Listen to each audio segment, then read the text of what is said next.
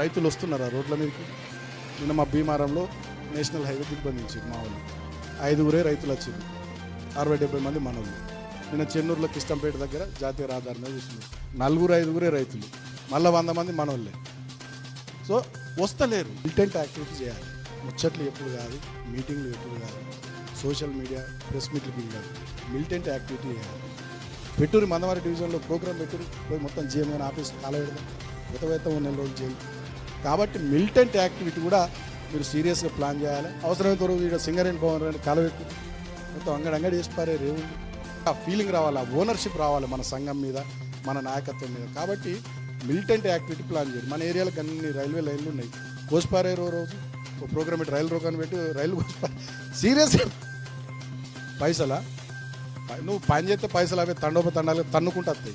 ఒకటి కాలబెట్టి ఎవడు ఇయ్యడు పైసలు చూడు. ఇది ఉండాలి.